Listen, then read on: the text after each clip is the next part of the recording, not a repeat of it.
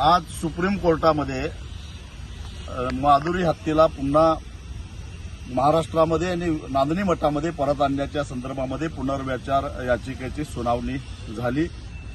राज्य सरकार, वणतारा आणि नांदणी मठाने संयुक्तपणाने भूमिका मांडली की नांदणी मठानं 7-8 एकर जमीन वणताराच्या देखरेखीखाली माधुरी हत्या आणि इतर हत्यांच्यावर सुद्धा चांगल्या पद्धतीने उपचार करण्यासाठी जागा उपलब्ध करायला तयार आहे। महाराष्ट्र सरकार त्याच्यावर लक्ष ठेवून असेल तेव्हा सुप्रीम कोर्टानं माधुरी हत्येला वणतारामध्ये पाठवण्याचा जो निर्णय दिलेला होता तो बदलून हाय पॉवर कमिटीकडे जाण्याची परवानगी द्यावी आणि हाय पॉवर कमिटीच्या आदेशानुसार माधुरीला पुन्हा नांदणीमध्ये आणण्यासाठी प्रयत्न करावेत। यासाठी ही याचिका दाखल झाली होती। आज सुनावणी झाली आणि सुप्रीम कोर्टानं हाय पॉवर कमिटीनं सगळ्या वस्तुस्थिती समजावून घ्यावी आणि माधुरी हत्येच्या आरोग्याची काळजी करून योग्य तो निर्णय घ्यावा असा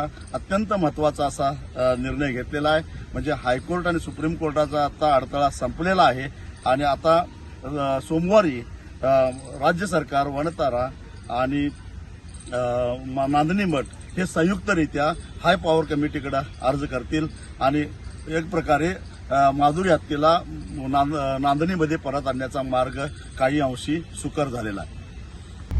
आता isakal.com आहे देशातील नंबर 1 ची मराठी न्यूज वेबसाईट। प्रत्येक अपडेटसाठी isakal.com ला नक्की भेट द्या।